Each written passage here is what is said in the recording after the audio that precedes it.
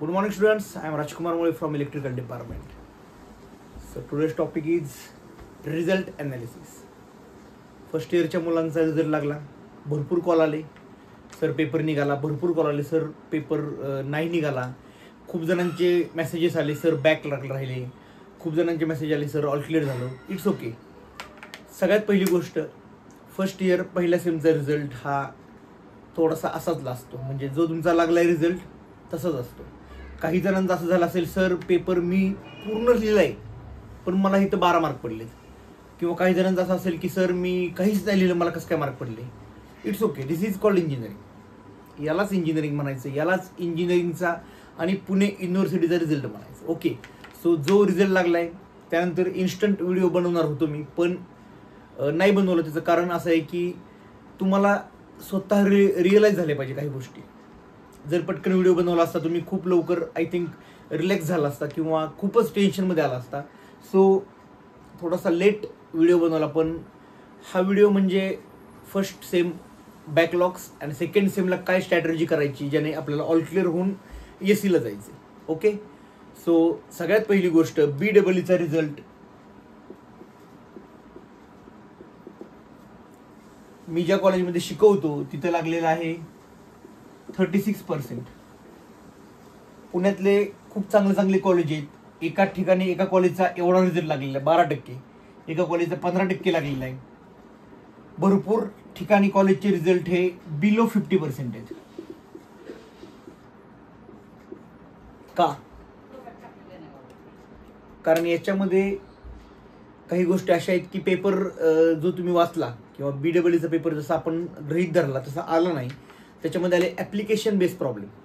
म्हणजे काय तर क्वेश्चन सरळ न विचारता असा तिरका करून विचारला, तो तुम्हाला कळाला नाही. कारण मी सुपरविजनला ॲक्च्युली माझी ड्युटी नसताना मला फोन यायला लागले की सर मुलांना काही कळत नाही आहे या. मग मी प्रत्येक क्लासवरती गेल्यावरती मुलांचे असे क्वेश्चन होते की सर नेमकं लिहायचं काय.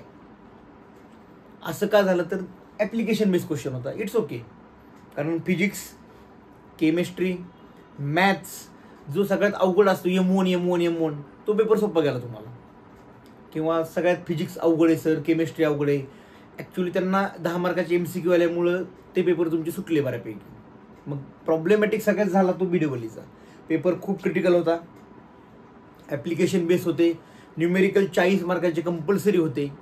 मग अशा काही टेक्निकल गोष्टी आहेत. It's okay. आता जो रिझल्ट आहे तो ॲक्सेप्ट करा. सगळ्यात पहिली गोष्ट ॲक्सेप्ट करा, यस मला बॅकलॉग आहेत आणि आता मला पुढं काय करायचं. तर यानंतरची स्ट्रॅटेजी तुम्हाला सांगतो. काही मुलांनी पेपर टाकले रिचेकिंगला. कशाला टाकले पेपर? रिचेकिंगला. आता होणार काय मी तुम्हाला सांगतो. रिचेकिंगचा रिझल्ट हा 10 डेज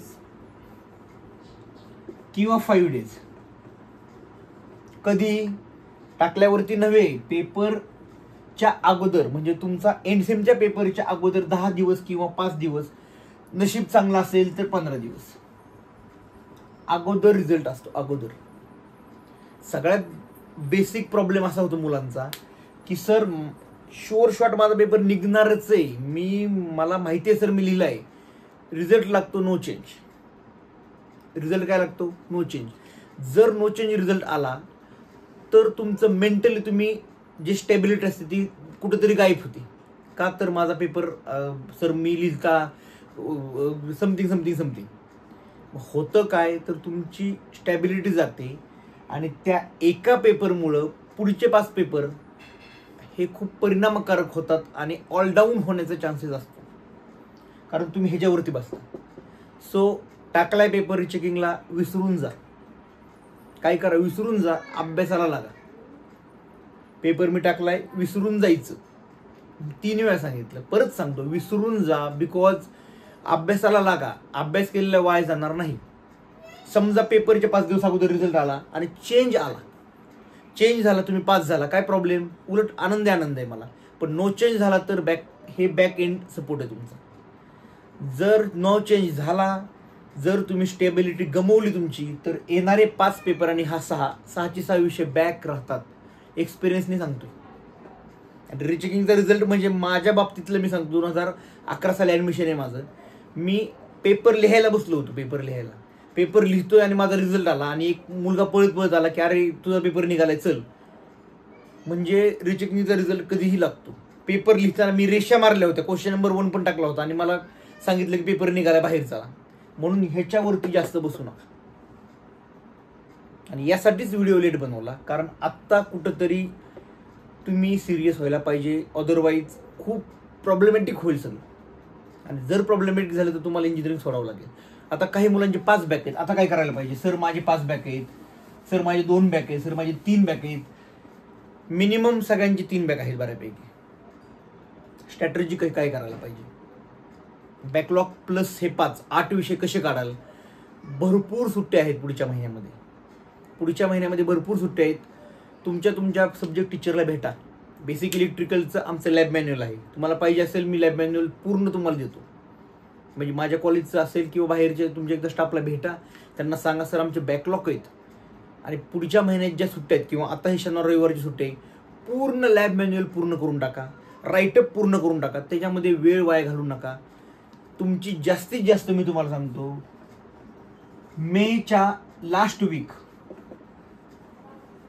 खूपच चांगलं नशीब असेल तर 1 जूनच्या आसपास एंड सेम एक्झाम आहे. इथंच येऊ शकते, इथंच. मग PL किती मिळणार, काय किती मिळणार? सो अभ्यासाला आत्ता लागलं पाहिजे, नाहीतर सगळं प्रॉब्लेमॅटिक होईल. इतका प्रॉब्लेम होईल की ते इंजिनिअरिंग सोडणं हा शेवटचा पर्याय राहील. कॉप्या करू नका. कॉप्या केल्यावरती काय होतं, आमच्या कॉलेजच्या मुलांना विचारा, तिकडे जावं लागतं युनिव्हर्सिटीमध्ये. आणि का कॉपी केली सांगायचं. काही इतकी हुशार 72 मुलं की ते गेली नाहीत युनिव्हर्सिटीमध्ये, त्यांना रिझल्ट एकतर येत नाही. रिझल्ट आल्यावर कळतं की अरे बापरे 3 वर्ष बॅन केले आपल्याला. 3 वर्ष बॅन करतं युनिव्हर्सिटी. तुम्हाला वाटतं तेवढं सोपं नाहीये. सो हे सगळ्या गोष्टी कन्सिडर करा. आणि याच्यानंतर काय तर स्टडी कसा करायचा. BEE साठी मी आहे, BEEचं बिलकुल टेन्शन घेऊ नका. तर आय थिंक किती मिनिटं झाल्या व्हिडिओवर? 7. ठीक आहे, हा व्हिडिओ आपण थांबूया 7 मिनिटाचा. तर याच्यानंतर काय स्ट्रॅटेजी केली पाहिजे आपल्याला, ह्या स्ट्रॅटेजीचे व्हिडिओ टाकतो मी. Okay, so thank you and all the very best for your end sem exam.